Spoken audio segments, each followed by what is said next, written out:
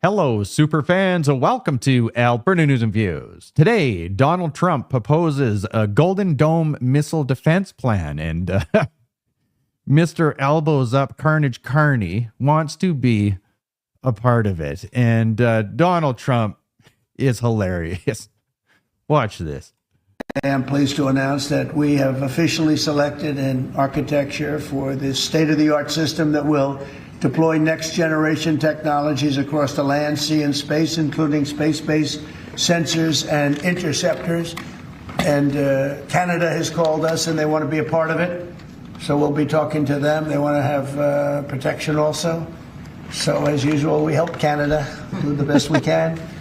This design for the Goldem Dome will integrate with our existing defense capabilities and should be fully operational before the end of my term. So we'll have it done in about 3 years. Once fully constructed, the Goldem Dome will be capable of intercepting missiles even if they are launched from other sides of the world and even if they are launched from space. And we will have the best system ever built. As you know, we helped Israel with theirs, and it was very successful, and now we have technology that's even far advanced from that, but including hypersonic missiles, ballistic missiles, and advanced cruise missiles. All of them will be knocked out of the air. We will truly be completing the job that President Reagan started 40 years ago, forever ending the missile threat to the American homeland, and the success rate is very close to 100%, which is incredible when you think of it, you're shooting bullets out of the air.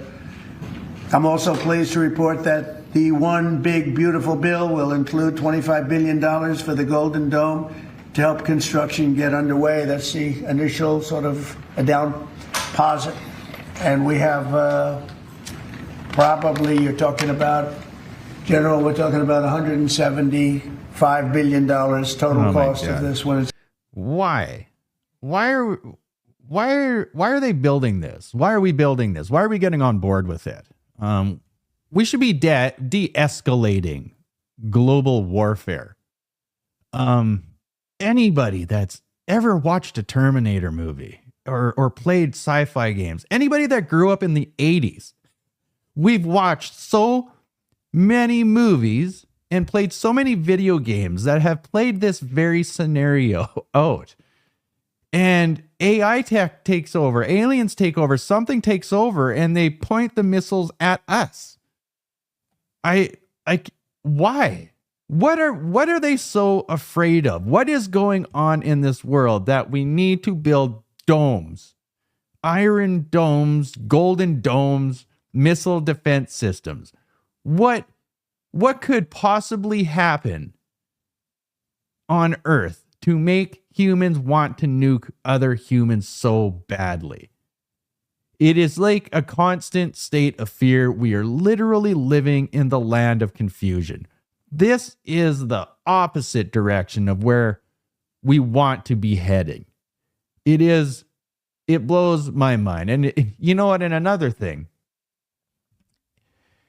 it's hilarious, these liberal NDP voters in Canada right now, because Trudeau Media Corp, the Red Star Media Corp, Carney Corp, is just blasting elbows up right now. Trump bad. He can't be trusted. And then the same day, in a message a second later, they're saying, hey, we want to do business with Donald Trump.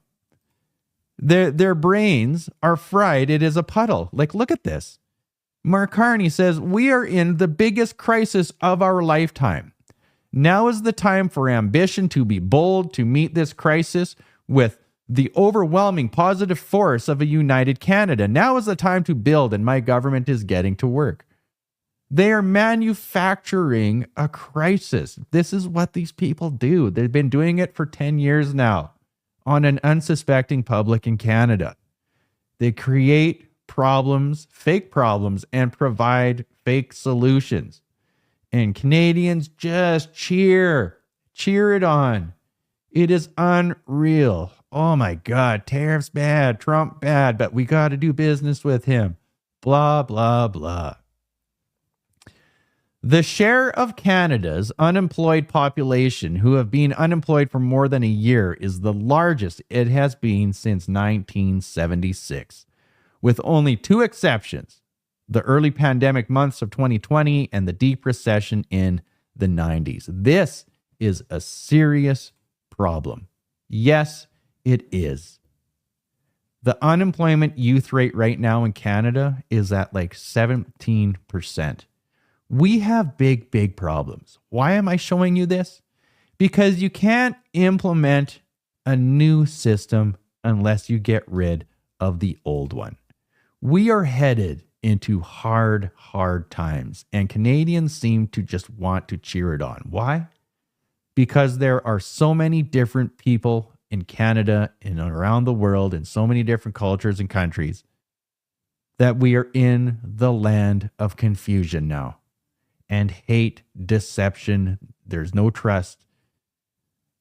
The community, the families have been fractured. So all you hear now is govern me more, daddy, govern me more.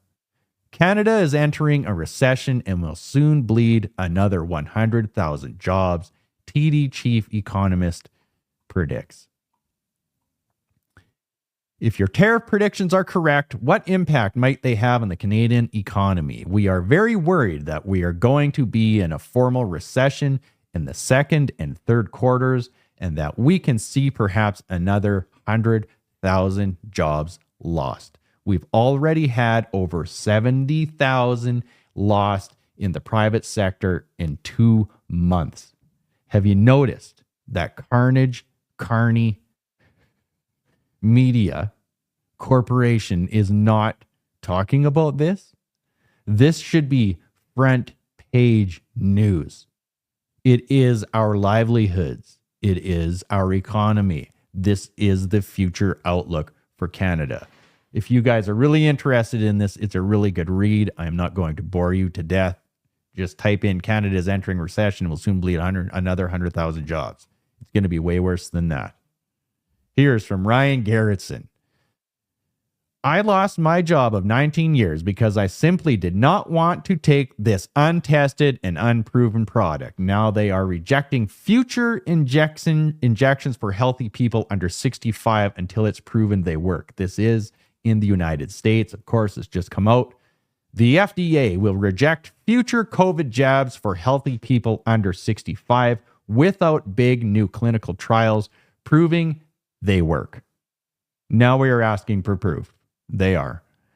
This move does not go far enough. A long list of chronic conditions means most adults will still be eligible for boosters, but it is the first real step to rein in American mRNA fanatics. And did you know that in Alberta, there is a higher death rate right now than there was at the height of the pandemic? There is something, wink, wink, killing people because it isn't a specific age group. People are dying at an alarming rate, and nobody is talking about it. Nobody is talking about our unhealthy society. Nobody is talking about the drugs, the crime, the homelessness, the lack of support for our young adults, which are the future. There is no talk about the declining fertility rates, the declining everything, birth rate. It is unreal what is going on with society and with the human population. Nobody is talking about what we are going to do about the future. You cannot vote your way out of this. We have deep, deep systemic problems within communities. Something's got to change. It's like this Golden Dome thing. It's really strange that they want to head towards this and not peace.